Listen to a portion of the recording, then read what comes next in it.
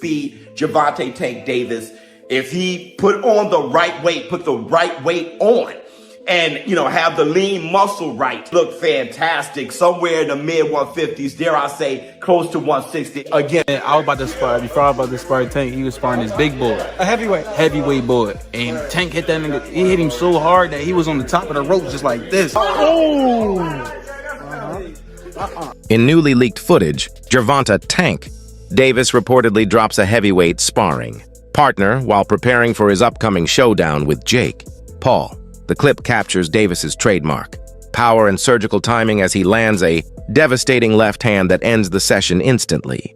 Fans are calling it proof that Tank's speed, precision, and explosiveness remain unmatched.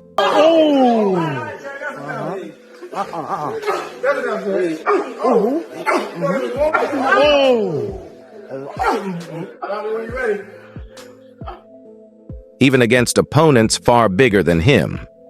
Boxing analyst Showbiz. The adult predicts that Davis will enter the ring around 154 pounds, dismissing claims that he'll be undersized for the fight. He points out that Davis has often walked around near that weight and even trained at 160 pounds before. According to Showbiz, Tank's years of sparring with larger fighters have honed his timing, reflexes, and counterpunching to an elite level. Combined with his raw power and fight IQ, those skills make him a serious threat to Jake Paul. Showbiz is so confident in his prediction that he boldly claims Jake's size won't matter once Tank lands clean, insisting Davis will knock him out with ease. Reports also confirm that Davis has continued sparring with much bigger opponents to sharpen his form for the Paul. Dare I say, close to 160 against Jake Paul. And dare I say it, I think that's the right thing for him to do.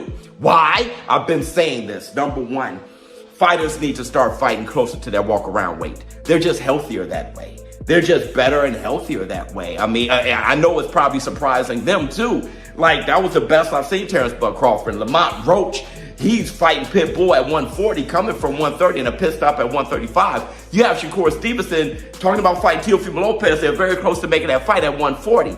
And I think all of them would look their best there, especially Roach, where he ain't knocking nobody out down there at 130. But I bet you he'll be swatting far more at 140. Gervonta Tank Davis, I think, just like the others, fighting closer to your walk-around weight is just going to be one of the better performances for Gervonta Tank Davis. He's going to learn a lot about his body. He's going to learn a lot about himself and where he should campaign moving forward. Maybe even meeting Roach in that rematch at 140 himself. Also, another reason why I think it behooves him to come in knocking at 160 pounds is because of Jake Paul. It's not like Tank is going to dodge every punch Jake Paul throws. All right, some of those going to land, and more than likely it's going to land on his guard. Tank is going to have this guard up.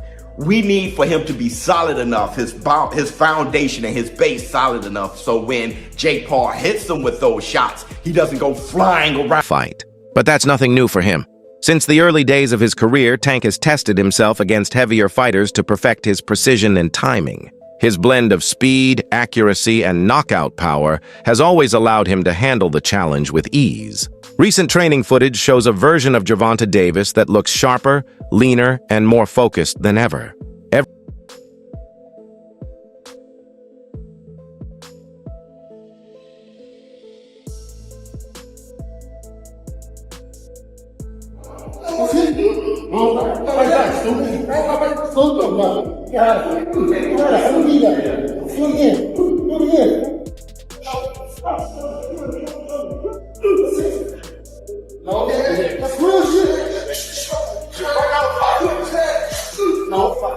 Every punch he throws carries calculated purpose, power balanced perfectly with precision.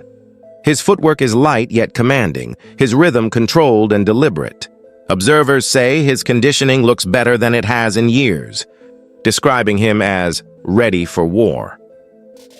Experts believe this camp has reignited the conversation about how dangerous Tank truly is at the elite level. Much of the pre-fight debate centers on the weight gap between the two fighters. While some believe Jake's natural size gives him an advantage, others insist Tank's skill will erase any physical difference. Longtime fans know Davis has spent years sparring and fighting men who outweigh him, and they argue that boxing isn't about size. It's about timing, control, and discipline. Tank's defensive sharpness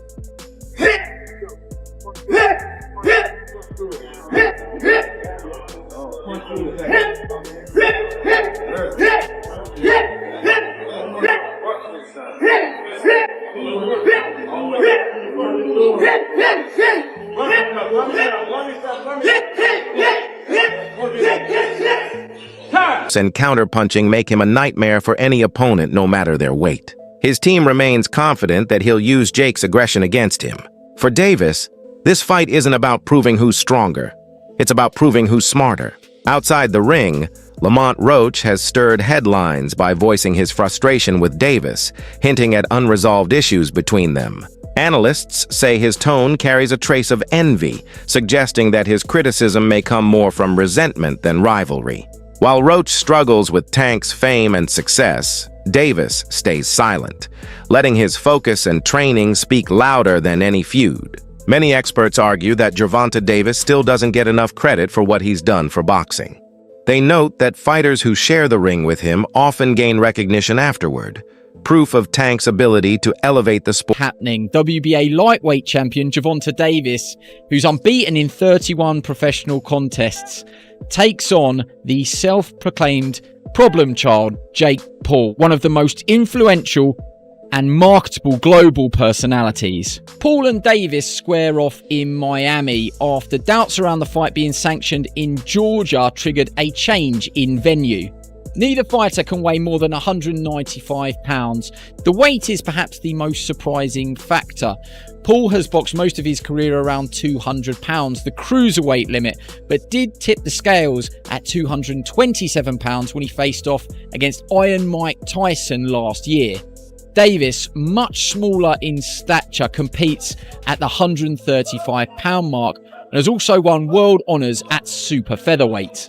And despite some discussions about possibly dropping down to 10 ounces, the pair seem set to wear 12-ounce gloves.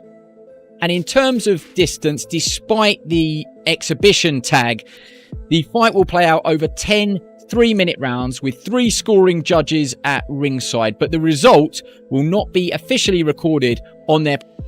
Lamont Roach has been vocal about his dissatisfaction with Davis, claiming unresolved issues between them. His recent remarks have stirred conversation as analysts notice a hint of bitterness in his tone. They suggest that Roach's frustration stems less from genuine conflict and more from envy over Tank's success and financial reach. The two once shared a level of respect, but now Roach's words sound like they carry a personal edge. Observers think he struggles to accept how Davis continues to dominate headlines and earn massive paydays while others remain in the background. Boxing commentators believe that when money and fame enter the picture, rivalries become emotional. For Davis, however, these distractions don't seem to matter. He stays quiet and focused, letting his training do the talking. The question is direct.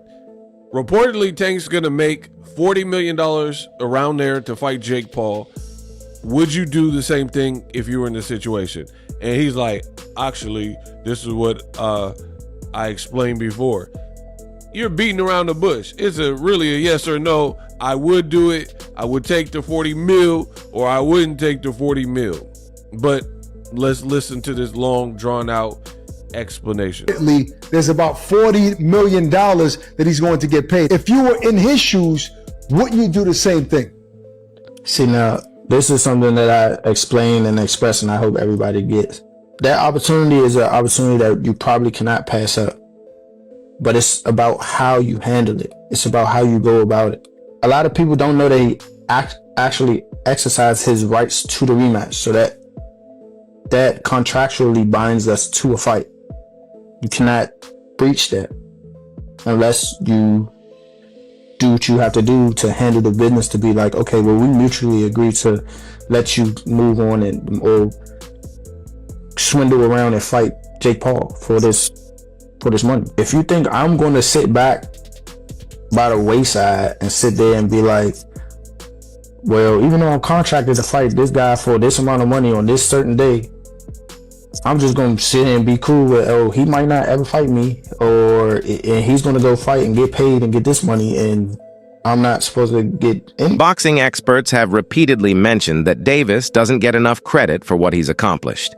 They argue that his opponents often rise in recognition after fighting him, which shows how much influence he holds in the sport. Fighters who were once under the radar become known worldwide simply because they shared the ring with him.